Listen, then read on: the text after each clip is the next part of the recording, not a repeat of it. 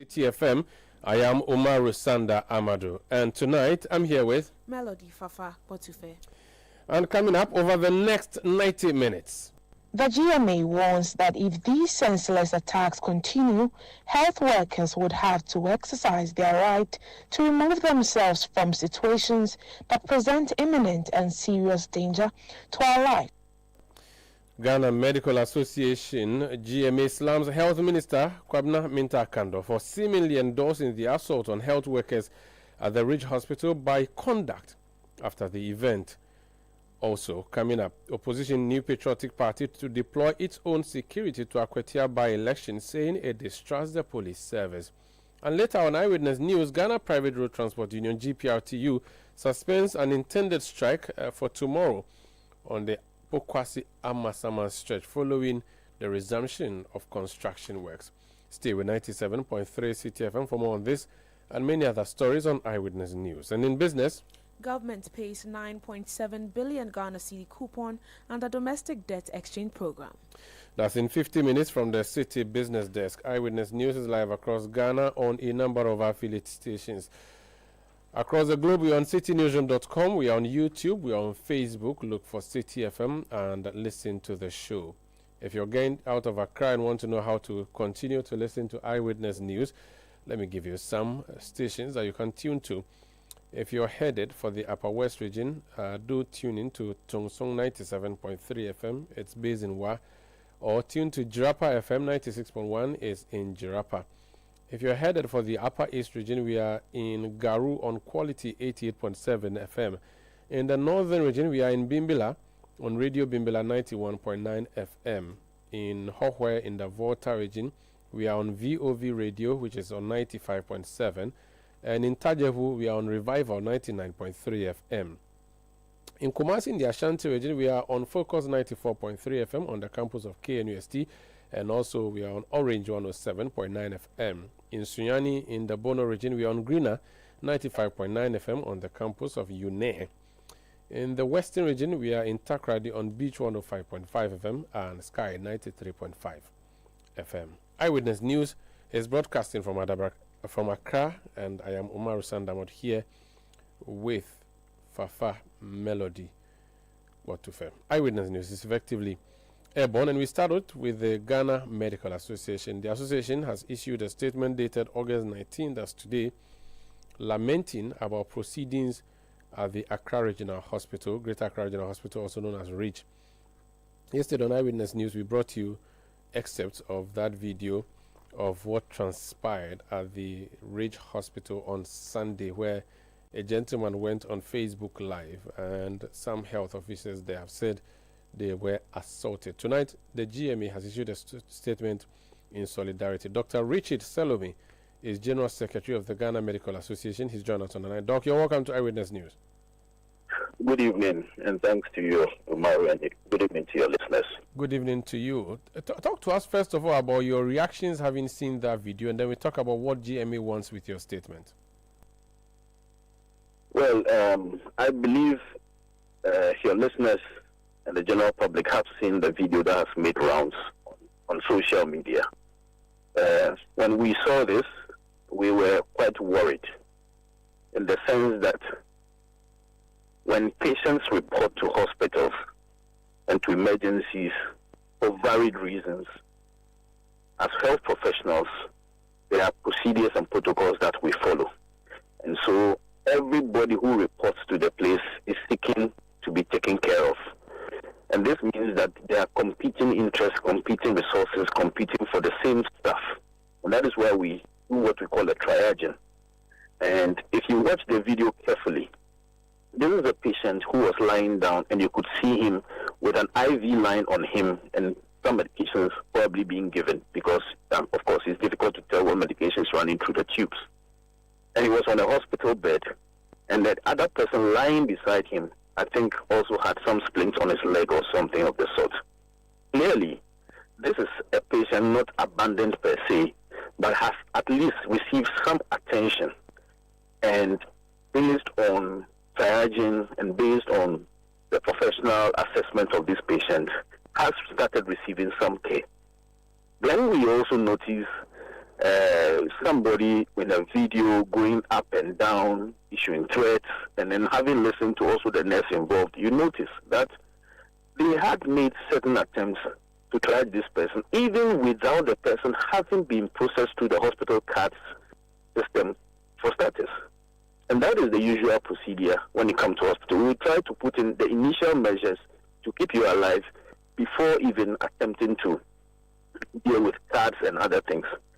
But the listeners would note that it's important that you are registered within the hospital system. And most hospitals now use the LIMS or the electronic medical record system, without which you can't make prescriptions, without which we cannot treat you or bill you subsequently. And so it's important that whilst the first aid measures are put in place, immediately or as soon as possible, you are processed through the system so that the necessary actions that need to be taken further from the first aid are done. And that is where I think there was the back and forth between them.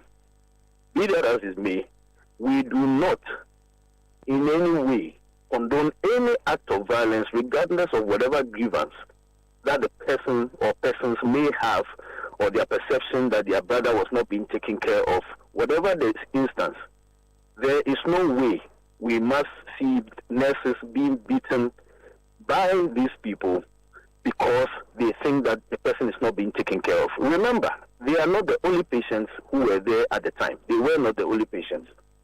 Such acts of violence and unscrupulous behavior rather also put in many other patients who were there in danger because the people had to flee for their lives. The professionals there had to flee for their lives, and those who were there could not continue the care for the other people. And so such things are not good at all for us.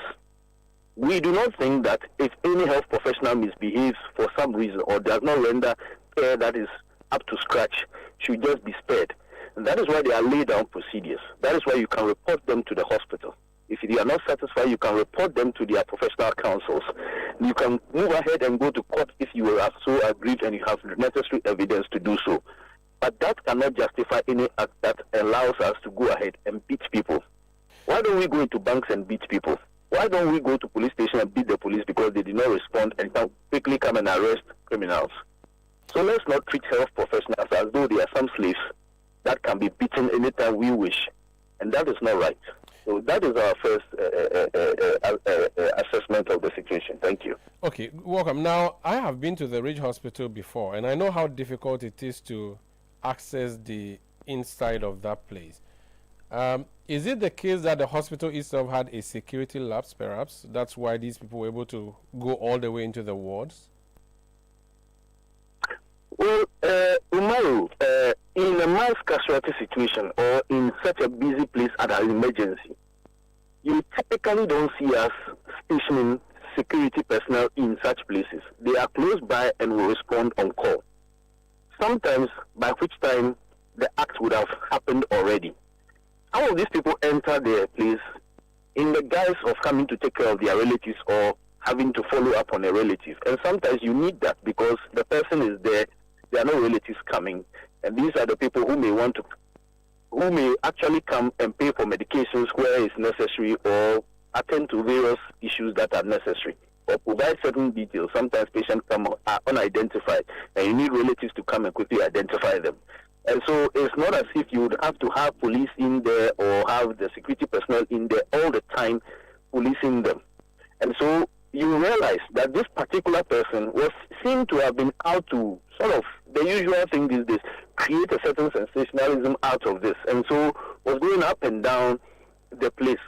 By the time you are trying to get a security personnel to come in there to maybe calm the situation down, the act was already committed. So I'm not too much into saying that the security was lapsed or not per se, because I could enter the place calmly and pull out my phone the next time in there and quote and unquote attempt to assault a health professional. Okay. Talk to me about the videoing. Now, if the place is open to the public, there's a school of thought that what the eye can see, the camera can record. What is wrong with the videoing and broadcasting that live? Well, my brother, imagine this patient who is in there was not the only patient who was in there. So imagine your wife also lying there in the emergency, and also imagine that another person comes in and is videoing. And that is why it is important that in the clinical setting, we do not allow videos, even for us as the professionals ourselves. In situations where we may need to video, we have to have expressly clear permissions, and there are restrictive rules to how we use these videos or take such pictures to protect the sanctity and identity of these people, the patients who are lying there, and also prevent certain things from going out there in terms of patients' privacy issues as well as others. And so there's a good reason for which we don't, for example, install CCTV cameras in clinical areas. Imagine it was you yourself, Sandra, lying down there, and we probably need to examine you and examine your private parts because, for example, God forbid, you have a hernia. I mean, should somebody be recording that and live streaming it on Facebook? How would you feel about that? Beyond that, too, there are laid down procedures. And so, if you need to do same, then there must be clearly followed guidelines. And that is why, even though social media has brought some sort of liberal way, like you are saying that what I can see, a camera can record, we don't go about recording in people's bedrooms. We don't go about recording in the national security installations. We don't go about recording in certain places. Even in America, where we talk up as the bastion of democracy, if you go around trying to record in certain aspects of the White House, you could be arrested immediately and accosted by security personnel.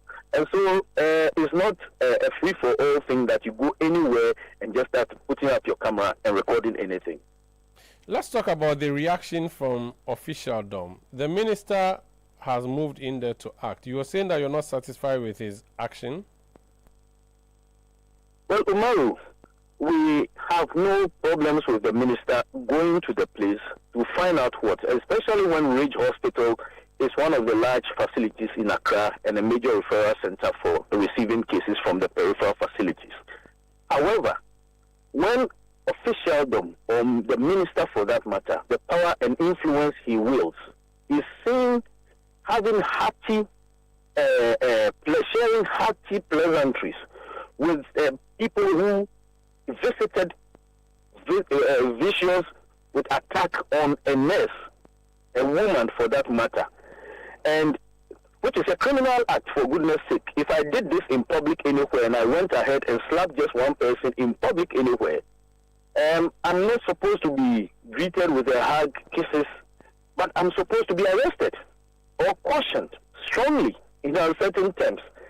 So when such a person is seen with the minister, and it's as though there is some free, hearty pleasantries being shared, that emboldens others to want to do similar thing because, of course, quote and unquote, there are exceptions about these things, and people may interpret this to mean an endorsement, for example. And that is why we have seen violent acts increase over the years, especially in health, among health professionals. Last year, it was Kumasi South Hospital. Multiple incidents go unreported. When I was doing my house job, a security man was beaten and killed in Kolebu Teaching Hospital. Not much came out of that. And many other places, people are attacked. In Bimbala Hospital 2 years ago, it was a similar thing. Last year, there was also an incident in Chira Hospital where people went and bet somebody's car. So if we want to allow this to fester, then such acts create a certain perception of endorsement and emboldens others to want to go and do that. So that person should have been arrested and should have been facing some investigations, and let the law take its course on the person. And that is where we depart from the minister's visit. We are happy that he's visited the place, talked to the nurses and the staff that are involved to see firsthand what happens on the ground. However, we totally are unhappy about the fact that he's had to, on camera, share such pleasant engagement and with one of the people who are suspected to have committed the violent acts, criminal acts. Could it be that the minister has better brief, better information, and thought that this gentleman deserved a handshake, a tap on the back, and not an arrest? Well, Umaru, if I came into your studio and slapped you right now, I do not want to believe that the fact that the communications minister comes in and maybe he is better briefed, the best place is to go to court or show the right tool. However brief the person is, a staff has been beaten, a staff has been assaulted, she has a dislocated shoulder, she had to dodge some of the blows, some had to flee, other patients lying there under threat and could have actually lost some of their lives as well if this had persisted for long. And so I don't want to believe that any briefing of any nature excuses this thing. That is why, for example, you would say justice must not just be done, it must be seen. There's a reason for which the perceptions and then the picture a certain action paints to the public, it must be carefully handled so that it doesn't create a certain perception as though you, for example, support an action or nothing much will come out of it, etc. And so it's important that the man has committed an act, or his group allegedly committed an act, his group that he is with and the others have committed an act which we deem criminal. Let the police take their course, let them go through the facts, exonerate him, or actually let the law take its course. I think that's the better way of doing it. Thank you so much, Doc. But before you go, on a lighter side, you have wished hernia on me, and now you're even threatening to come to my studio and slap me. Please, go for this. Umar, I've never wished hernia on you, but I believe that when you come to our systems, the health system will take good care of you. Let me use the opportunity to say to the public that this is no endorsement of any health professional carrying out any unlawful conduct or poor conduct towards our clients. But at the same time, we say that there are processes, people have been suspended, people have been punished, their ranks have been reduced because of such acts if they were found to commit the wrong acts as professionals in the health space. So let's feel free to report them, and there are other remedies that are there. Violence and criminal acts like this must be totally condemned and punished so that we do not get into a dangerous terrain where people will want to even remove themselves away from such instances if they feel threatened. Thank you so much for speaking to us. Thank you very much, Umar, and greetings to your listeners. Greetings to you too. That's Dr. Richard Salome. He's General Secretary of the Ghana Medical Association. This is Eyewitness News on 97.3 CTF, and we have more on that story, don't we? Yeah. Well, Health Minister Kwabena Mintakando says the committee constituted to investigate the recent attack on health professionals at the Greater Accra Regional Hospital, also known as Ridge Hospital, has been given 1 week to submit its report. Speaking to the media on the sidelines of a courtesy visit by GIZ, the minister said the committee's report will determine the next line of action. Yesterday, I was there personally and interacted with the health workers. One of the reasons why I went there was to reassure them of our commitment and support, to energize them to go back to their wards and work, because I realized that they were down-spirited and they were demoralized, and so I had to quickly go there and then encourage them to do more, to work more, and assure them of a thorough investigation into the matter. So after my visit, we have constituted a committee to investigate the matter within a week, and then the law takes its own course. Yeah. You are the Minister of Health, Kwabena Mintakando. Let's listen now to one of the nurses who was assaulted at the Ridge Hospital. There's this video of her speaking to media houses. Let's listen to what she's been saying to the media. He came in. He wanted us to leave everybody and attend to him. So we explained to him.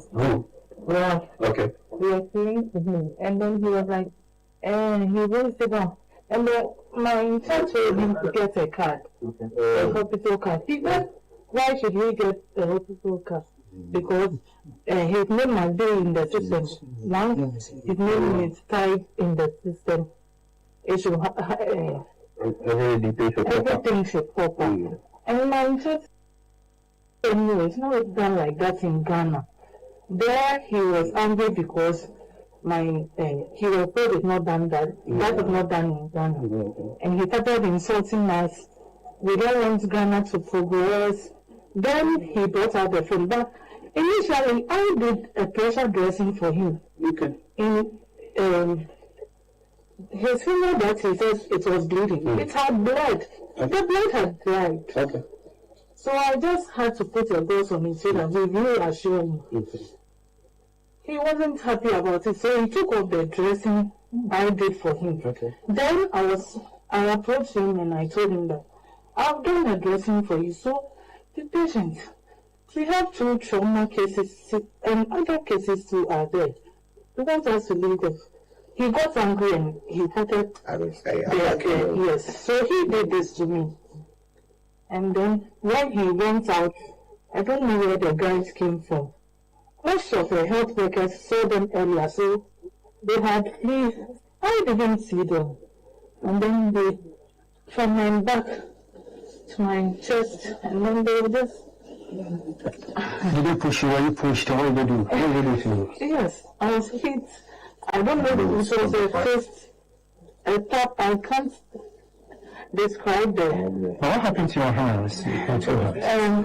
Raphael, I don't know what did this to me. He hit me with the phone with the fist, and I even dodged a couple of the fists. And they hit me. But right now I have a dislocation on my shoulder and some headaches and body pains. Thank you very much. He was telling us he will follow us to our holy son and beat us, and yes, take one life and. He said that. Yes. Okay. But we are happy to hear that, and I think this is. So that's a nurse at the Ridge Hospital speaking to journalists earlier today, and it has to do with that assault on them and also the attack on their facility. You heard the Ghana Medical Association, they're making a demand for action and saying that the gentleman who led them at least should have been arrested and not given a warm and hearty handshake by Ghana's Minister for Health, Kwabena Minta-Kando. This is Eyewitness News on 97.3 Citi FM. Eyewitness News. Be there as it happens. If you know these sounds, you didn't just live through the 90s. You lived the experience. Back then, connection took minutes. Today, it takes a blink. You express yourself with memes. You hold video calls across continents. You say hey to an AI who responds, "Hello, Kwame." You order rides, dinner, and dreams all from the palm of your hand. A lot has changed, so have we. For over 3 decades, EcoBank has evolved with you, leading digital banking in Ghana and across 33 African countries, pioneering solutions built around how you live, move, and dream today. From our Express Points to EcoBank Pay, online banking, and the mobile app, we are where you are. Here for today, ready for tomorrow. Now, that's change. Powered by EcoBank. EcoBank, a better way to bank your way. EcoBank, the Pan-African Bank. Oh, jump on now. Go. Gugomi, and what time when you come back where I don't hear the sound of your car? Why you buy new car? No, I don't change my car. It be the same ride. It be the fuel way I change. Way one shouts it. Ever since I started using the all-new Excellium Premium Fuel, fortified with 3-in-1 action. Oh, Joe, now my car they run like electric car. No, it's so. This is the type of fuel where they want to. Because now engine they cost. Where they want for way if I buy it, it will protect my engine. And with the small way I buy, I'll go drive, sir. Absolutely. It's like strapping a turbocharger to your engine and giving it a protector. And what they bust my mind self be the 3-in-1 action. No, Excellium they prevent up to 99% of deposit. It be anti-wear, some be anti-corrosion. Won't pay when I open them. Hey, so where can I find this magical fuel? Just head over to any Total Energy service station and your car will thank you. Hey, they make a finish my gobe fast, then rush go Total Energies. My friend, but why you hand my gobe inside? I give you info. Make a fill the gobe too small. Go. Excellium is designed to protect your car engine, decrease fuel consumption, and lower CO2 emissions. Don't say fuel, say Excellium. Choose Excellium, choose quality. Fun fact, did you know that most frogs can leap more than 20 times their body length? Yup, magical. Now just imagine your business with that kind of reach. Take that leap with Frog. Frog is a bulk SMS, voice messaging, and IVR from Wiggle. User-friendly, fast, and reliable. Get more features on one platform for all your bulk messaging needs. Whether you're a church, financial institution, school, corporate organization, or individual, if you need to reach people with your services, do it with Frog. Contact 0553 019 529 or 0552 809 558. Speak to us at www.wiggle.com.gh. Frog, a leap into greatness.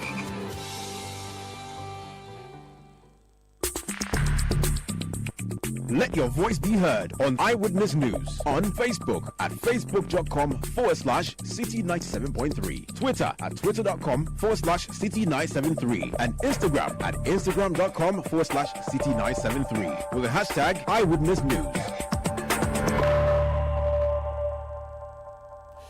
You're welcome back. This is Eyewitness News on 97.3 Citi FM. Let's go to the cocoa sector now. Cocoa Board being the organization that deals with that particular sector for us. We're hearing that there's some development there that may not be very proper. Fifi Boafo was head of communications at Cocoa Board until the reset happened. He's joined me on the line. Fifi, you're welcome to Eyewitness News. Thank you, Sanda. The claim being made is that some persons who previously worked with Cocoa Board have been sent home, not as sacked, not as suspended, but simply sent home to do nothing while they receive salary. What information have you gathered? Well, thank you. I lost you at a point, but I just hope I got what you said right. Yes, it's a statement of fact that there are a number of directors at Cocoa Board who are now rendered almost useless, but they are drawing salary. And it's through no fault of those directors that they are not contributing anything significant to the board, but then they are being paid.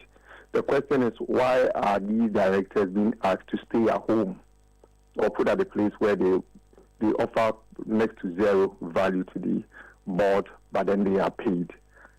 I do not think that it is the most prudent thing to do, to ask these directors who have worked with the organization for many years, acquired knowledge and experience, exposure, and they can help provide a lot of insight to make the organization function better. And then they are just being asked to stay home just because there's a new government in place. And I think that it's a cost, first of all, to the board, and then also it also affects how efficient and effective the board can operate as a state institution.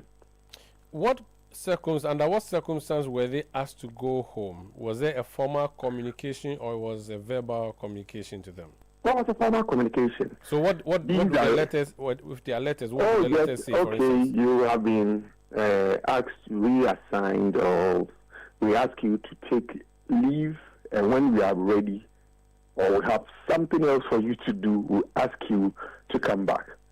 So the point is, these are people who have acquired knowledge and work in the organization, and then day in, day out, they offer something to the board.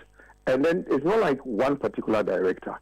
Your director of finance, you ask him to go stay home for over a year. When you are ready, you call him to come back. Your director legal, you send him somewhere, go and hire a new person to come as your director legal, to the extent that even medical doctors, the director health and deputy director health, this is a consultant surgeon, a consultant anesthetist, have been asked to say, stay home.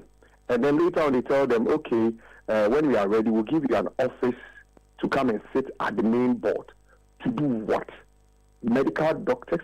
And today, they go and they bring in somebody to come and do locum as anesthetist at Cocoa Clinic, draw money, whereas a consultant has been asked to stay home. He has committed no crime, he has done nothing wrong, just because there's a new government and they want a new people to be directors.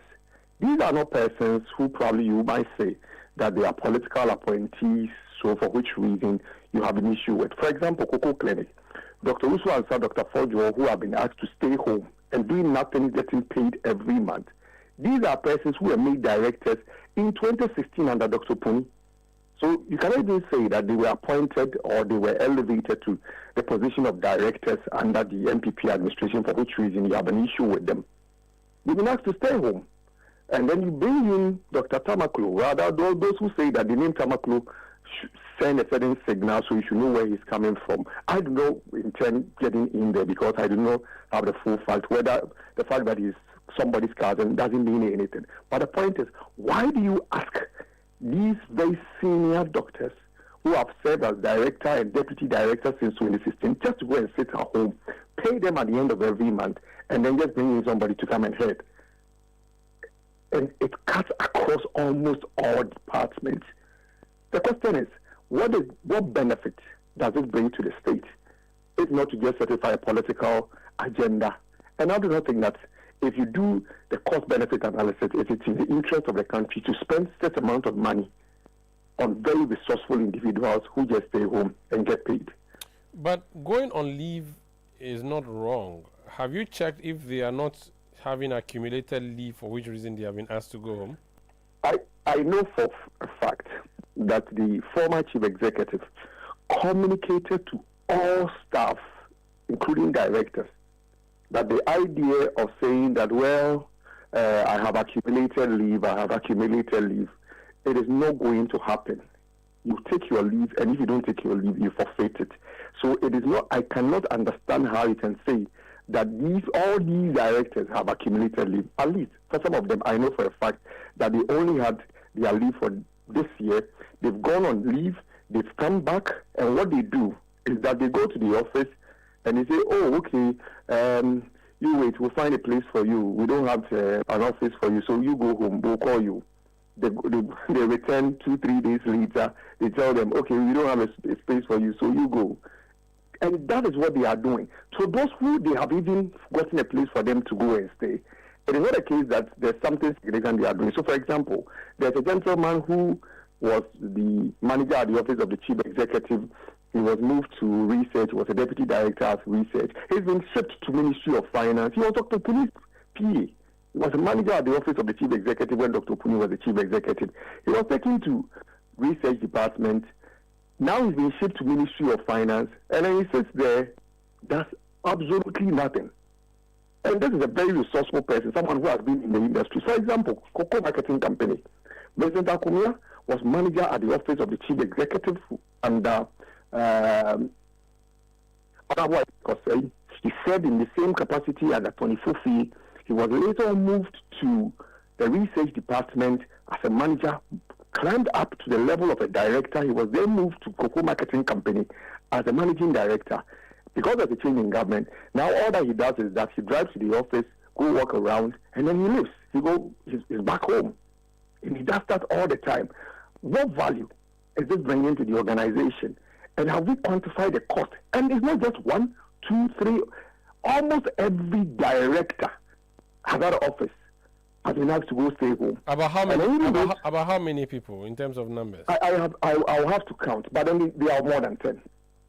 And even though, and these are not people even though you have mentioned some of them, talked about when they were appointed, are you sure the majority of them were not appointed by your former boss, which would possibly make them politically exposed persons? So most of them, in fact, maybe just one was appointed under the previous administration. Almost every single one of them worked at Cocoa Board way before the new administration came. In fact, if you compare, they've all worked between 20 to 29 years at the board. Some of them have worked for 29 years at the board. So they had absolutely nothing to do with political appointment or anything. They all entered as officers. You've been with Cocoa Board for close to 8 years. What's your thinking? Why do you think these people have been sent home now? I honestly don't think that it's a good thing to do. But then from what I gather, we think that we need people we are more who share political ideology with, or people we are very comfortable with. But even with that, I think it is problematic. It is problematic because these are not persons who you can call them political persons. These are persons who have worked in the organization, that they have worked with the NDC administration, they've worked with the MPP administration. So to just take over and ship almost every single one of them out. I'll give you an example. Cocoa Marketing Company, the managing director was asked to take his leave, and later they call him. He's been going back and forth, no office for him to occupy. His deputy, when the new administration took over, appointed him the managing director. When they appointed him the managing director, few weeks later, I know the chief executive, Randy Abbey, was not even aware that the president has then appointed somebody to go to a subsidiary of Cocoa Board as a chief executive. Then the person who they elevated from deputy to managing director now has no job to do. So you just go when we find something for you, we'll call you. The question is, how does this benefit Ghana? Why must we pay for this?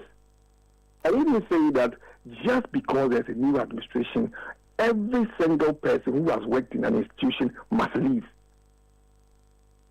Is that how the country must run? Let's talk about your colleague when you were a journalist, Randy Abbey. He's the one in charge there now. You suggested that in that particular instance he did not know. But the buck stops with him. Do you think he's in on what is happening? And if it is, what would you say to him if you were listening to us tonight? Well, I think that Dr. Randy Abbey must be in charge and ensure that the office runs and operates well, because it is not in his interest as the chief executive to have all these persons shipped away doing nothing and then being paid, whereas you bring in new people. Recently, when there was conversation about producer price of cocoa, the chief executive, Dr. Abbey, was talking about the fact that he didn't even know there were some rule over contract. And what I said to myself was that then it shows the result of asking all these directors to leave is what he was showing. Because if they were, for example, the managing director of Cocoa Marketing Company and his two deputies are not there, even the person who was in charge of the trading room, I understand, has also been moved. These are the persons who have been doing trading for the board for several years with institutional memory. So they will be in a position to say that, well, chief executive, we think that this is what the situation is, or we think you should do this, or this is what must be done. All such persons have been moved out. And if you do so, how would you, as a chief executive who has just come in, how would you be in a position to benefit from the memory, the institutional memory, the experience they have acquired over the years to guide you in decision making? Then you'll be taking decisions based on just what you think that is in the interest of the political party, but not in the interest of the state. And I think that, Dr. Abbey, I've been told that in some of the decisions, for example, asking somebody from outside to come and head Cocoa Marketing Company, he felt that it was the wrong thing to do. He fought it, but it didn't happen. But there are several others who have been moved around, and he's the chief executive, and the buck stops with him. So, for example, you bring in retirees, people who have worked in the board, retired, you bring them in, and then you rather ask people who are not 60 to go and sit at home, you pay them, and then rather bring other people to come and work in. What sort of arrangement is it? I think that Dr. Abbey may have to plead with his employers that they should allow him to take charge if they have allowed him. And if they have, then the kind of advice he's getting, maybe you should have a rethink of those advice. Okay. Thank you. Thank you so much for speaking to us, Fifi. My pleasure. That's Fifi. But, I've lost him. I was going to ask him. Do I have you? Yes, I'm here. What are you doing in retirement? Will you come back to media? Well, you can offer me a contract. We can consider that. Your former boss, Kennedy Point, is still around. He wants to be president. Maybe you should go back and help with Boiling Point and, I said, you asked me what I'm doing, and I said, I'm available. I'm giving you a counter offer. I never checked. The last time I checked, you were not the spokesperson for Kennedy Point or his business manager. So you are not in a position to make that suggestion. Nice to speak to you. Thank you so much for speaking to us. Pleasure. That's Fifi Boafo. He headed previously Cocoa Board's communication directly. Let me say that we've made attempts to hear from the officials in charge of Cocoa Board now. We're not successful. for a comment on this before we came on air. This is Eyewitness News on 97.3 Citi FM. When we do get a response from Cocoa Board on the claims made by the former officer, we would definitely let you know. This is Eyewitness News on 97.3 Citi FM.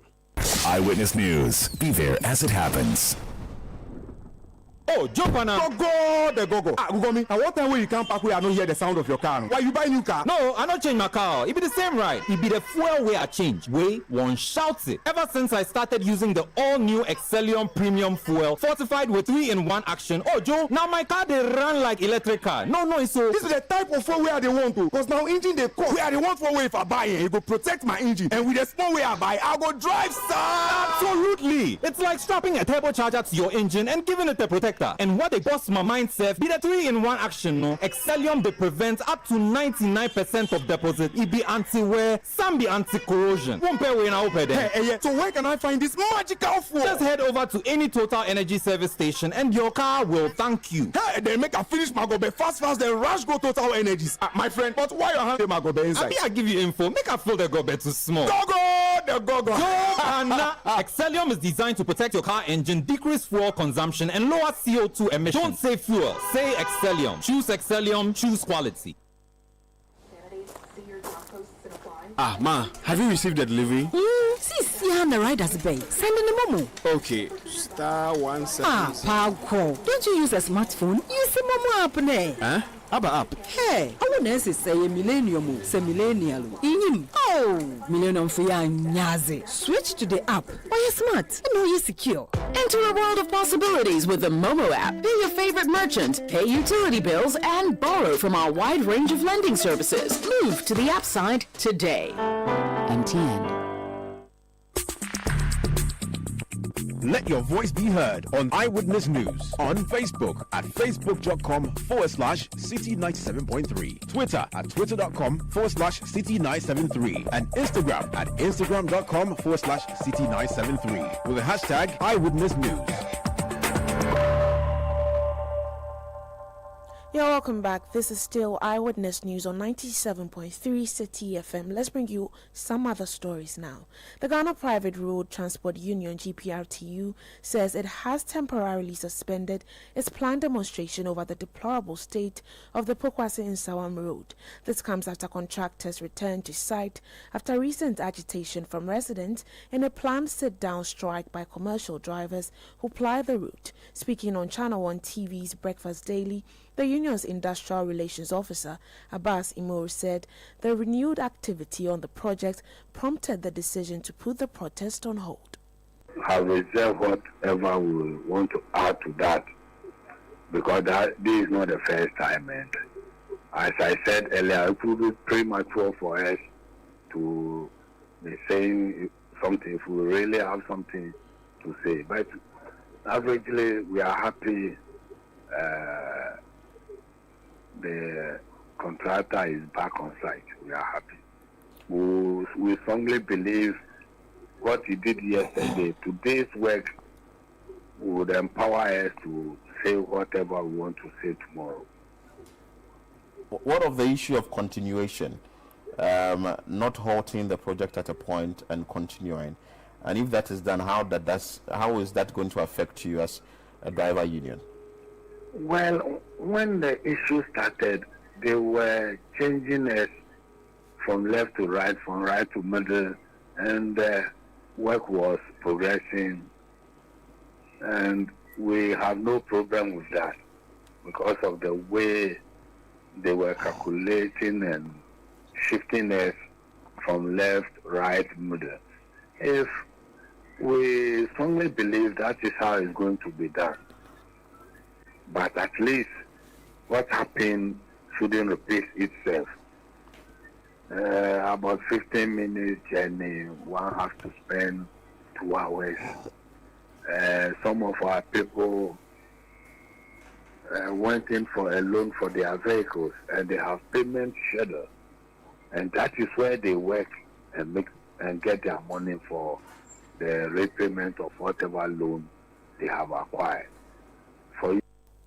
He also addressed concerns over recent fare hikes by drivers along the route, noting that the poor condition of the road compels them to spend more time and fuel, making the adjustment unavoidable. It will be a sin if I say it hasn't come to our notice. It is true, but all this happens due to the nature of the road. So you have to spend 15 minutes and you have to waste about 2 hours. You have to waste a tin of Milo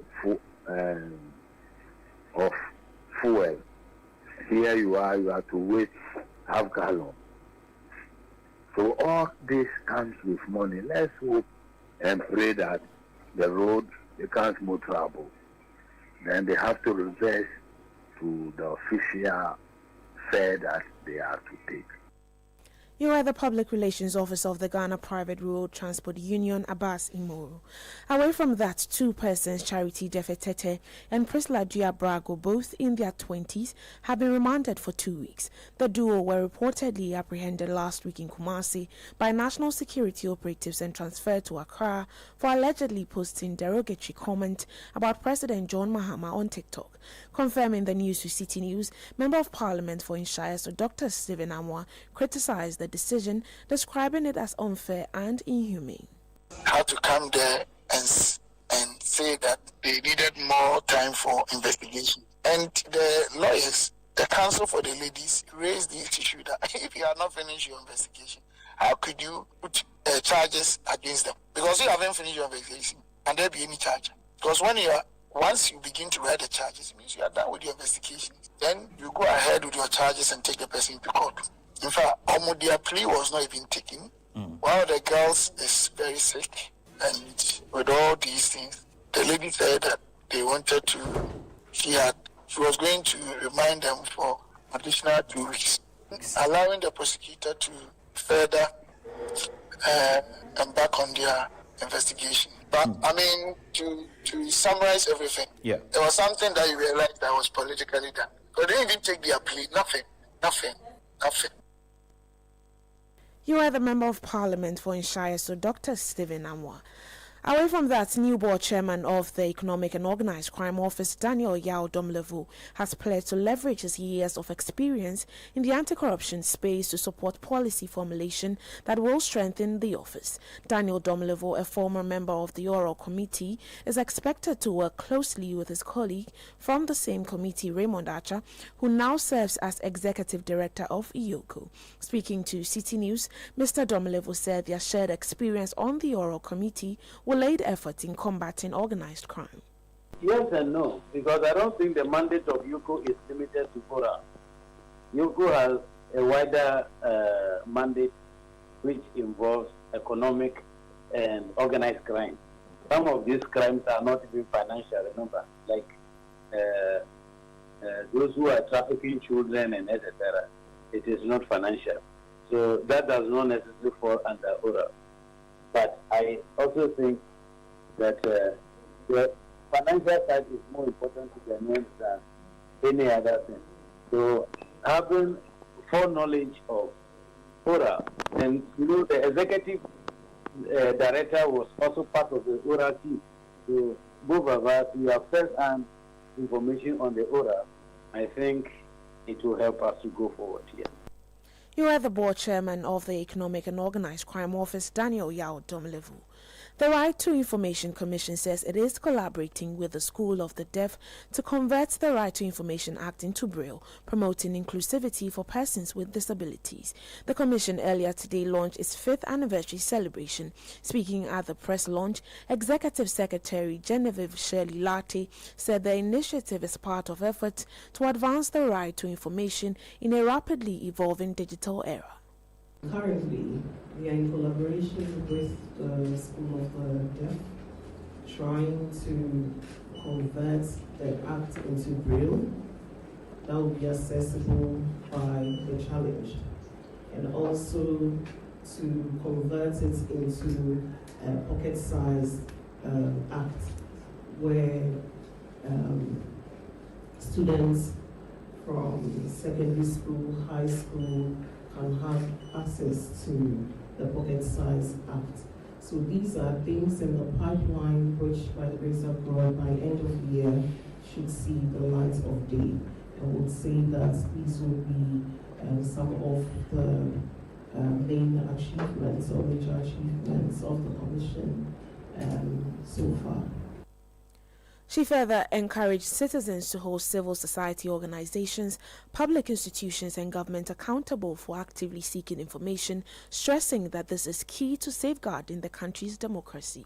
If you need information from ECG, for example, you have to go to the institution and request that information from their information officers, because we have trained information officers in these institutions. So you first write to them for access, and where you are denied, you would have to take it one notch up to the head of the institution. Where you are denied again, then you come to us. Then we will compel these institutions to provide us with the requested information. We'll then assess the information being requested to ascertain whether or not it is the kind of information that needs to be given out. Most of the time, when it falls within the kind of information provided for by law. You are the Executive Secretary of the Right to Information Commission, Genevieve Shirley Latte. Meanwhile, Head of Legal at the Commission, Stephen Owusu, emphasized the need for a global focus on access to environmental information, highlighting its role in combating illegal mining and promoting sustainable development. We are facing environmental challenges, not only in Ghana. Okay, it's a global phenomenon. That is why the Executive Secretary refers to the theme for this year's International Day for Universal Access to Information, which also focuses on access to environmental information. So we as a commission will position ourselves to make sure that we educate people to go out there, ask questions that border on the environment, how we are treating our environment. I don't want to mention Galamsey, but it will surely come in. Okay, we will educate people. Go out there, ask. Know the institutions to focus your questions on. When you go and you don't get the results, come to the commission. We will act within our mandate to ensure that you get that information. And in doing so, we promote accountability. That was the Head of Legal at the Right to Information Commission, Stephen Owusu.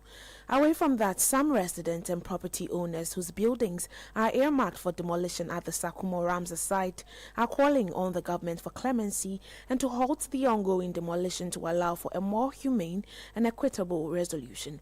Chairman of the Harbour View Estate Resident Association, Jonathan Boy-Doku, addressing the media, stated that while they acknowledge the ecological significance of the area, they believe that the demolition of homes without review of alternative solutions will displace hundreds of individuals and families. He therefore urged stakeholder engagement to establish a clear and enforceable mutual boundary.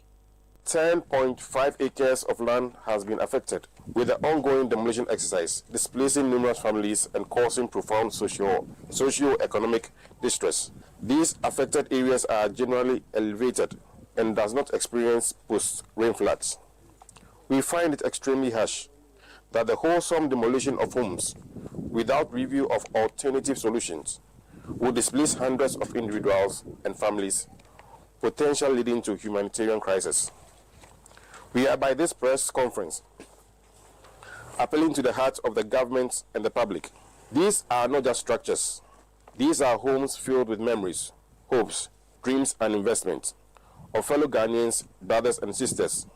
We are begging for an opportunity to rectify the situation. You are the chairman of the Harbour View Estate Resident Association, Jonathan Boy-Doku. Eyewitness News. Be there as it happens. Your family's health health should never be a worry, no matter where you are in the world. Are you a Ghanaian in the diaspora, a foreign resident in Ghana, or a Ghanaian looking for the perfect health insurance plan for yourself or your family in Ghana? Then the Apex Ebusiapa Health Cover is what you need. A comprehensive health insurance plan to protect your loved ones. From hospital stays to life-saving treatments, we ensure quality healthcare at an affordable cost. Apex Ebusiapa Health Cover. You don't just send love home, you secure it. Visit Apex Health Insurance at Zion House, Bondi Road, Shashi East Legon, or call 0540-128-256 or 0501-683912. Apex Ebusiapa Health Plan. Global love, local care. Are you feeling tired after a hard day's work? Have you lost your appetite even for your favorite dish? Viral Blood Tonic is a nutritionally balanced, pleasant-tasting tonic fortified with iron and vitamins to boost your appetite and energy levels for high performance. Viral Blood Tonic, easy to take and good for the family. Viral from Danex Iting Starwin PLC. If symptoms persist after 48 hours, consult a physician. This advert is FDA approved. Get the details. Every significant financial transaction, every market movement, and all the policies that affect your business. Citi Business News. Be informed. Time now for Citi Business News on Eyewitness News. I am Melody Fafa, but to further details now. The government has disbursed 9.7 billion Ghana cedis in coupon payment under the Domestic Debt Exchange Program (DDEP), reaffirming its commitment to honoring debt obligations and strengthening investor confidence. With this transaction, total disbursements under the DDEP in 2025 alone have reached 19.4 billion Ghana cedis. This report by Daniel Odro-Mensah has more details. In a statement issued by the Ministry of Finance, the amount represents total payment of 9.7 billion cedis. With this transaction, total disbursements under the DDEP in 2025 alone have reached 19.4 billion cedis. According to the ministry, the successful coupon payment demonstrates government's unwavering resolve to meet the terms outlined in the Memorandum of Understanding signed under the exchange program. Officials believe the move will bolster fiscal credibility and investor confidence in the domestic debt market. As part of the 2025 mid-year fiscal policy review, government has also established two dedicated sinking fund accounts, a Citi sinking fund account and a US dollar sinking fund account, in line with the Public Financial Management Act 2016, Act 921. These funds are expected to serve as liquidity buffers to ensure the timely redemption of bonds maturing in 2026, 2027, and 2028. The ministry assured both investors and the public that all subsequent debt obligations, including those under the DDEP, will be honored in full and on schedule. Daniel Odro-Mensah filed that report. Now, investor appetite for T-bills weakened last week as funds shifted toward the Bank of Ghana's high-yielding open market operations paper. At its latest auction, the central bank mobilized 4.83 million Ghana cedis at a yield of 24.96%, far above Treasury bill rate, where the 91-day cleared at 10.14%. Emmanuel Opon has more in this report. In contrast, government raised only 2.73 billion from T-bills, missing its 4.24 billion target despite maturities of 3.84 billion cedis. The shortfall reflects government efforts to lower short-term borrowing costs, even as the Bank of Ghana maintains tight liquidity through aggressive sterilization. Market watchers note that the open market operation paper, yielding nearly 25%, has become a stronger draw for banks and institutional investors than T-bill rates. Analysts say the disparity in returns is pushing banks to rebalance portfolios. Government faces refinancing pressure this week with 6.2 billion cedis in maturing bills against 6.4 billion target at its August 24 auction. That business desk report was filed by Emmanuel Opon. The Ghana Revenue Authority is advancing plans to embark on a nationwide tax education campaign before the end of the year targeting the informal sector. The initiative will simplify a complex tax concept into easy-to-understand language with a strong focus on women traders and entrepreneurs. Speaking at the Society for Women in Taxation conference in Accra, technical advisor to the Commissioner General, Elsie Apau, said the campaign is designed to broaden the country's tax base and improve compliance. The GRA is doing a number of things. In the coming days, the Commissioner General will be launching what we flagged sustain tax education. This is to break down tax education and information so that the uninformed, the semi-literate or the semi-educated person can understand what tax administration is in very clear and basic language. We are not going to look at very verbose language. It's not going to look at very grammatic technologies. But how can the woman in Abosokan, how can the woman in Mokola market or in Ho market, or the woman selling on the tabletop in my village, Sokode Bable, how will they understand that when they pay tax, it will affect them because their children will have better classrooms to learn from, their roads will be better for them, and their clinics will be more equipped with equipment to take care of them when they are sick. Elsie Apau is the technical advisor to the Commissioner General of the Ghana Revenue Authority. The Vehicle and Asset Dealers Union of Ghana is demanding swift action from state agencies to dismantle cross-border carjacking syndicate threatening the auto trade. The Economic and Organized Crime Office has already mounted operations with U.S. agencies including the FBI and the Justice Department, leading to high-profile vehicle seizures. Executive Secretary of the Union, Stanley Kofiga, tells Citi Business News that illegal trade is harming the industry and must be curbed immediately. We have a lot of people who are not automobile dealers, but they are using this market as a channel to launder money. What we need to do as a union and what the government agencies have to do is to tighten up security at the port. Because if a vehicle is imported into this country, we have about 4 or 5 procedures. The FIC has to trace the financial position of the vehicle as to how the person imported the vehicle into the country. We have the GRA there. They need to know about the tax liability of the importer. Number 2, we have national security. We have Interpol and others to check where the vehicle is coming from until the vehicle finally exits the port. So if the vehicle exits the port, then we have security agencies from the United States and Canada and Ghana coming together and seizing cars in the middle of the road. What due procedure was taken care of at the port of entry?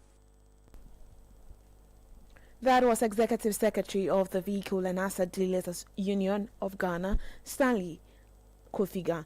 Away from that, government says it will strengthen the national grid to improve power transmission and ensure reliable supply for households and businesses. Energy and Green Transition Minister John Jinapo made the remarks while inaugurating the reconstituted board of the Ghana Grid Company, Gridco, on behalf of President John Dramani Mahama. This report has more. John Jinapo stressed that Ghana's growing energy demand makes continuous investment in both power generation and transmission infrastructure unavoidable. He charged the new board to deliver on Gridco's mandate of maintaining a robust and reliable transmission network to anchor the country's economic growth. The reconstituted board is chaired by Kukwa Morris Ankra, with Gridco's acting managing director Mark Iwaban serving alongside other industry professionals. The energy minister expressed confidence in the board's ability to provide strategic direction, noting that a stronger grid is critical to securing stable electricity supply for homes, businesses, and industries nationwide. That report was filed by Citi Business News' Daniel Sakiti. Before we go, the General Agricultural Workers wants the government to introduce bold policies under the 24-hour economy initiative to draw more young people into cocoa processing.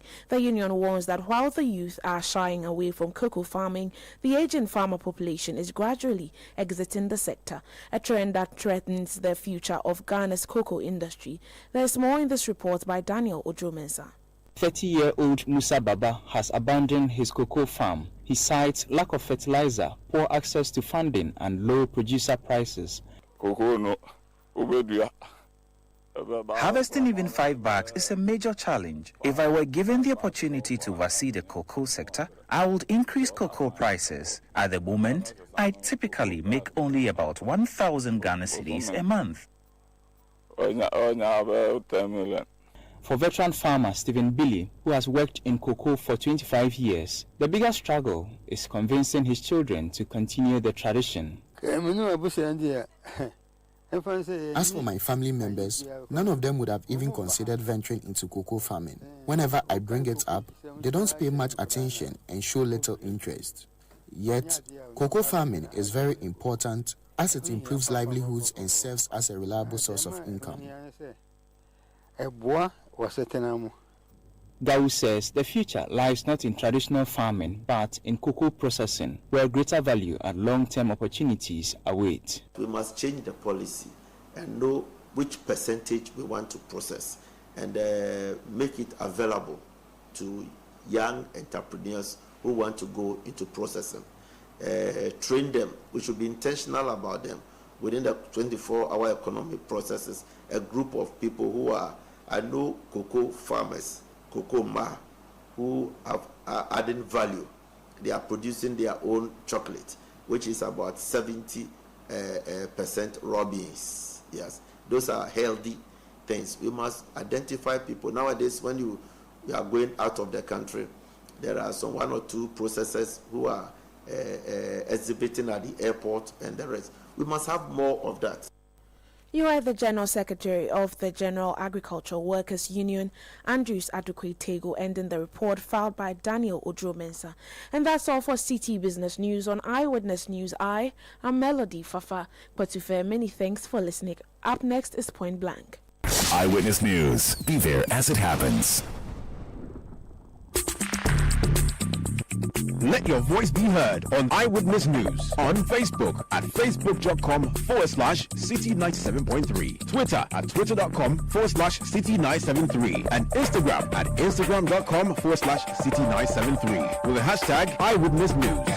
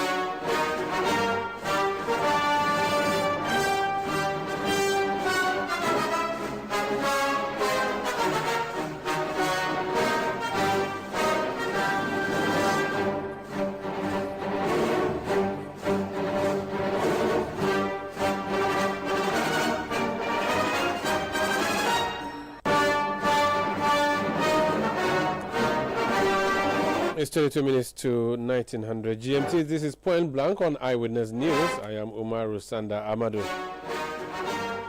Tonight on Point Blank, we're talking about the by-election coming up in Akwetia in the eastern region.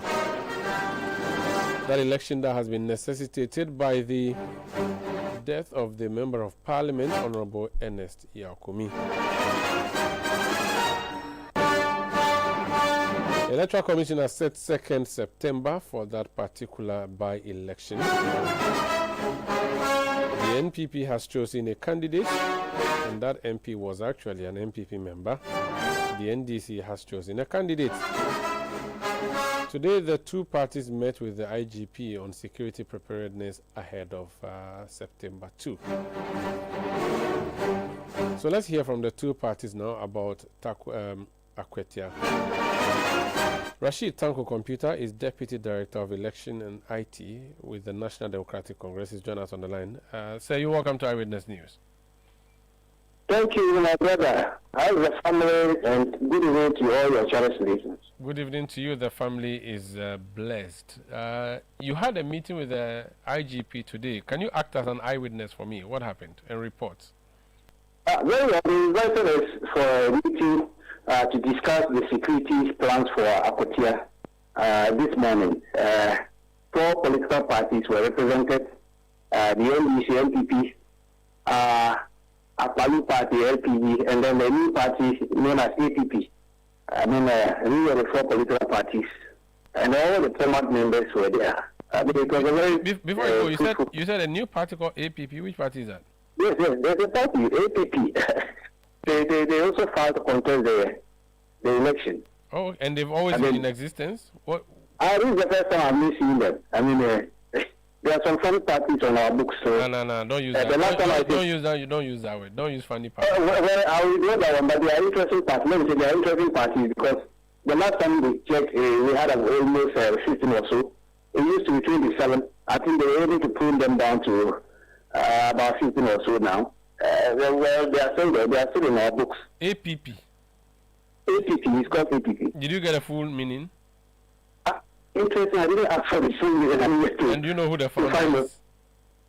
I saw two gentlemen who represented them. That was my first time of meeting them. I see. I mean, they were full of. They said they are also going to win. I mean, they said they will win. So you have to work harder because now the competition is tighter.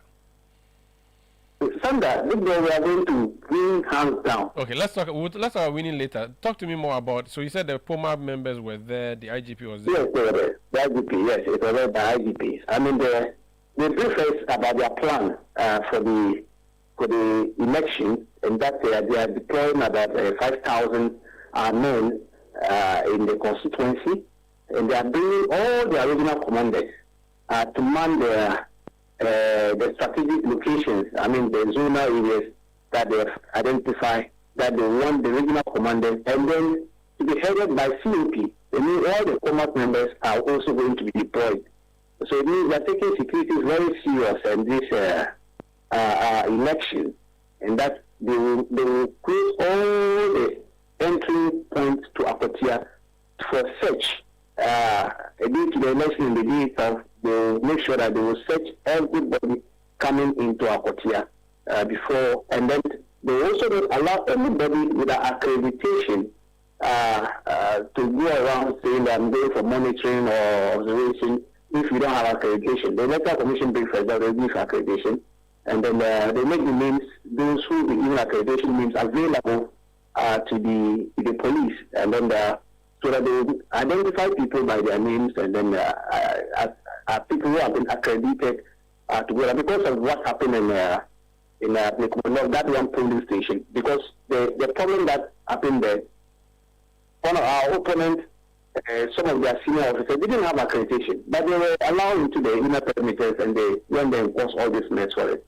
And so this time they don't want to take chances. They want to be sure that people are properly accredited to the inner perimeter of the polling stations, so that we'll have a peaceful process.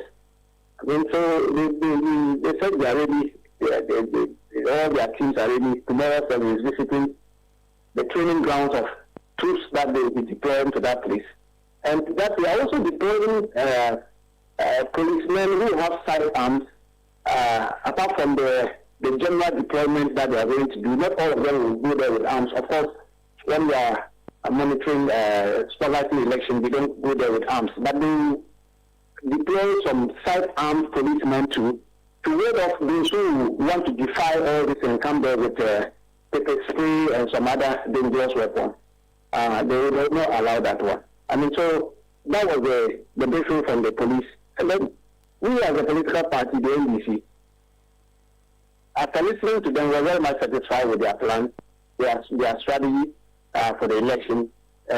We believe that with what they have told us and what they intend doing, if they go through it, there shouldn't be any problem whatsoever.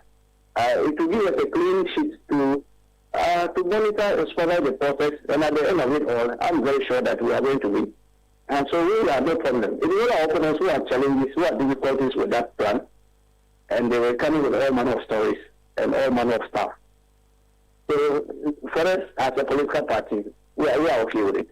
Does it mean that they will not allow external party persons to come to the constituency to act as agents, or they are saying that everybody who comes as an agent, even if they are an MP for another constituency, would have to have a tag and then be accredited, and if they don't have that accreditation, they will not go inside the constituency because the constituency is large. Yes, what we are saying is that in the polling stations, after the constituency, they will not prevent anybody from entering the constituency, but it is the polling station where the actions are going to happen. And so if you don't have accreditation, you will not have access to the polling station to foment any trouble.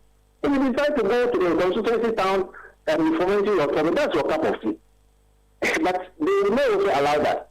They just want to condone the polling station so that the people can have access to the polling station. They can come and exercise their franchise without any difficulty. That is what they assured us. And that, during elections, you have a lot of people who will come in there and say they are monitoring, they are supervising, or they are observing. No, they don't have accreditation. These are the people who foment the trouble. Because they go to the polling station and then ask questions that if I use words, somebody will ask me to withdraw, so I won't use them. And it will trigger all manner of arguments and lead us to one of the things that we don't want. So these are the things that we are talking about. So now they want to strengthen that, and they told the Electoral Commission they should give them names of people that they will accredit. They say they will accredit with the media, they will accredit with the political parties. That is, we who are going to be the observers, and as for our agents, of course, every polling station is going to have one agent, and he will be accredited to be our agent for that polling station. But because we are doing parliamentary elections, it's just going to be one. It's not parliamentary and presidential. So it's only one. And that's why I was telling my colleague, the MPP, that they should educate their people, especially some of their leaders, to know that this is parliamentary election. So in parliamentary election, we deploy only one agent, not two. So when the leader is involved there, we see only one agent. Know that it's because of parliamentary. Don't go and be asking them, why is it the MPP is having only one parliamentary agent? You know, the thing, that is where the problem came from. Because my sister went there, yes, and was asking that, why is it that MPP has only one agent at this polling station? She didn't even know that it was this parliamentary election. And that led to argument and to a situation that we, all of us, are not happy with. I mean, these are the things we are talking about. So, for that one, we will make sure that we go by what the issue is saying, and that of the police. As political parties, have you talked about your own internal security and whether or not you deploy your own security personnel? Well, we are satisfied with the position of the IGP that they will take care of the security of the place. And then so if the IGP has assured us and they are bringing this large number of police with the former members as well as all the original commanders, why will the political party bring its own internal security to do what? We don't think. Did any of the parties say that they are going to bring their own security? Yes, the NPP. The NPP were saying that they will protect themselves, but they don't trust the police. They don't trust the police. And we're suffering because, if the police service that you've worked for 8 years, use them to prosecute election after election. The only election the NDC has used this current police to pay is the 19th police station. And now we are beginning to think that police, you don't respect their judgment, and whatever they are doing, you are suspicious of what they are doing. So we're surprised at that. And everybody was shocked. Why would the NPP think that the current police just came out of blue? And therefore, they will have challenges with the way and manner they were handling the election. We went through them. We were at Akotia, editing Kumu with them. We were acting up with them. I mean, so this is not the first time we've worked with the police. And those areas, mind you, we didn't deploy any material, we didn't bring our own security. At Kumu, I was a lead in our policing systems and all that. We never brought anything there. Okay. And the same thing now did that thing now. We didn't do the same thing. If you could just stay on the line, I want to hear from the NPP and then come back to you. Henry Nanabuachi is national organizer of the NPP. Nanabi, you're welcome to Eyewitness News. I would ask for your assessment and summary of the meeting today before I put some of the questions from your colleague to you. How was the meeting with the IGP today, in your own assessment? Good evening, Maru. It was a good meeting. I was expecting even this meeting earlier, but better late than never, because after Abdulkumanov, and then when we were preparing to go for Akotia and all the other issues, I was of the view that the IGP, in order to instill some level of confidence, should call all political parties for such stakeholders engagement. But I think it was a good meeting. We brought out some issues which were, I would say, adequately addressed by the IGP. We had concerns, but before then, I think that I heard Rashid, my brother, saying that, and he keeps saying it, he jumps from one platform to the other saying it. Our Kunsin was attacked unprovoked, and the videos are there. Our Kunsin was attacked unprovoked. So he should not be creating the impression that our Kunsin visited a particular police station, fomented trouble, then he was attacked. She was attacked unprovoked. My deputy, the deputy national organizer of the New Patriotic Party, was attacked unprovoked. In fact, for him, he was even standing with the police. And these men just attacked him from nowhere. It was at a point when he was even running off from the attack. He was clipped down. And close to about 20 men pounced on him.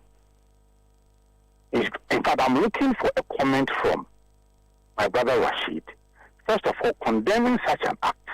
And secondly, urging the police to arrest and prosecute these people. And that was our position. We mentioned to the IPC and the IGP, we stated, it was clear. We said, IG, we are okay, we are going to work with you. We don't have any other police. It is the Ghana police we have. But however, we have not seen any decisive arrest. There should be a certain arrest and you bring these people before the law court. In fact, 7 clear days after the rerun of that elections, that was when we heard from the Ghana police. It was most unfortunate. I was thinking that right after the incident, at least police will even issue a statement, caution all of us to remain calm, and that they have launched some investigation into this matter. Unfortunately, that did not happen. The first release came 7 days after the incident. The second release came 4 days after the first release. In that release, 2 gentlemen were mentioned, were captured in that statement, that they have been arrested. Unfortunately, we have not received any update to date. Were they put before the law court? What happened to them? Absolutely nothing. So we raised these issues, and these are legitimate issues. And IG responded that they've been working around the clock on this particular matter, and he can tell the meeting today that between today and tomorrow, they had some information and they were going to effect some arrest. That is okay. But what we said was that we have 2 more weeks to go into Akwatia. It will be very important, and it will instill confidence in the conduct of the police, especially with their operations in Akwatia by-election, if some action is taken on the Ablekumanov issue. Is it true that you plan to deploy your own security to Akwatia? Oh, no, we've not said that. What we have said is that it is important that we protect ourselves. And self-protection is well defined within the limits of the law. We are not going to deploy any thugs. We are not going to deploy any hoodlums. We are not going to deploy any vigilantes, no. But what we have said is that we are going to protect ourselves. How would you do and that? I'm not sure that is a crime. So would leave that to us. No, how will you do it? No. You will not force me to do it. No, I'm not forcing you. If you say you're going to defend yourself. Okay, Omaro, how we are going to do it will be lawful.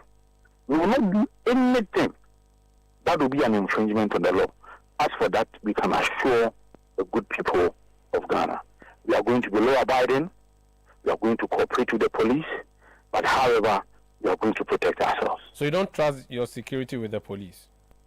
What we said today was that we need a certain level of trust, and we need that from the actions and how they are going to handle the Abdulrahman issue. There should be some action, because you see, we have had instances where some Facebook activists were arrested. Somebody will just say this on a TV show, and then the following day the person is arrested. The speed with which these arrests were carried out, we've not seen the same speed regarding Abdulrahman. So we again intimated to the IGP that, look, IG, at least we should not, or the Ghana police will not be engaged in selective application of the law. We should not be doing that. Okay, so you don't trust the police. You will defend you protect yourselves, but your protection will not include bringing people to guard your bodies over there. Not at all. And you will not bring your own weapons there. Not at all. In fact, even that is not even allowed. So it means you are going to have spiritual fortification then, because... Don't worry about that. We will protect ourselves. All that we are saying is that the protection will not be unlawful. The protection will not infringe on any laws whatsoever. It will not be an act of illegality. Or you deploy Basintale's cameras. Deploy who? Camera. Activate. I don't know about that. Okay. In 2 minutes before you go, why should the people of Akwetia vote for you? And are you confident that you would win that seat? Oh, yes, very, very, very confident. And I'm happy that for the very first time in so many years, we have a united party. In fact, King Solomon Kwame Asumadu, his selection was born out of a united consensus building. And I'm happy how the chiefs have received him. Opinion leaders, imams, church leaders, religious leaders, how they have received him. He is working very, very, very hard. And I know that he's going to. In fact, he is widely known. If you recall, even when the NDC had their own primaries, even some of the NDC people said that, look, as for Asumadu, we know Asumadu is somebody who is kind, who is very generous, he is down to earth, he is a human-centered, and they are going to vote for him. So we are very, very optimistic and confident that Solomon Kwame Asumadu will win this elections, and he's going to be the next MP. Very well. Thank you so much, and wish you all the best on September 2nd. Thank you. That's Henry Nanabuachi, is national organizer of the NPP. Rashid Tanko is still on the other line. I've just spoken to Nana B. They have not said they are deploying thugs to the constituency like you intimated. However, he said they would defend themselves. Then the defense would be lawful, he says. In responding to that, I also ask you quickly to summarize for us how confident you are about victory in the constituency on 2nd September. Very well, thank you. In fact, I actually didn't hear him. I believe your people muted his side for me. But all the same, I don't. So that's why I summarized for you what he said. Their posturing at the meeting indicated that they didn't have confidence in the police and that they were going to protect themselves. But I was happy the police replied them. They are in charge of the security of the state. If you think you don't have confidence in the Ghana police, are we going to bring police from Afghanistan or Somalia to come and conduct the election? It's our state security. We must respect it. And they did it and told us that they will make sure that everybody protected in the constituency so that we can have a peaceful process. So what is the idea of I'll protect myself? You protect yourself. How are you going to do that? He said it will be through lawful means, and that we'll see it on September. But the unlawful means is to bring pepper spray in their back. I told him that he should tell his people. We beg them, they shouldn't bring pepper spray there. Because pepper spray is classified as one of the dangerous weapons by the election security task force. And we are not allowed to bring it near to any of the polling stations. And so if that's the only way they can protect themselves by bringing dangerous items to harm people, then they should advise themselves because the police will come after them. Very well. Before we go, your confidence level in the constituency, he says that their candidate is popular even within your party. And I can assure you, come 2nd September, your station will break the news that the NDC candidate, Lawyer Bediako, has won the election. Right. Lawyer Bediako worked as a youth employment agency director in the constituency. He also is our constituency secretary. That's one thing they don't know. He's also the constituency secretary of the NDC. He has been in the he's also the lawyer for your client, your candidate, and your former candidate. And he's been doing pro bono for almost all the people in the community. He doesn't discriminate. That's why his life level is very high. There are people who say that he betrayed his client, and that would lead to disaffection. No, they are working together. The two contestants who contested, the three of them, they are in one car now moving from police station to police. They are doing the campaign together. Very well. Because one of them is even his spokesperson.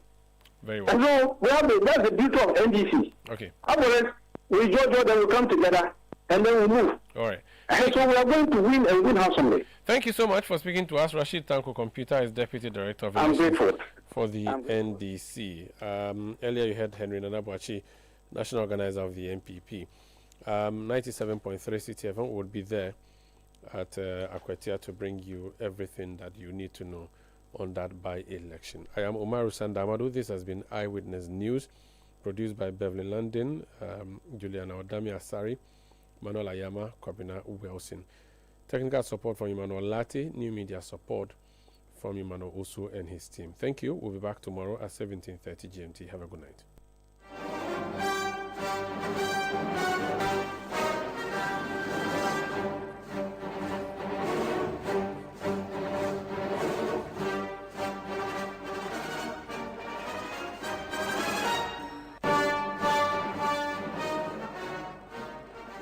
Citi News.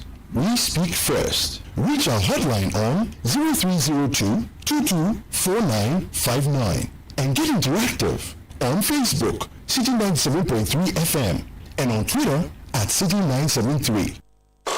Citi 97.3. Accra.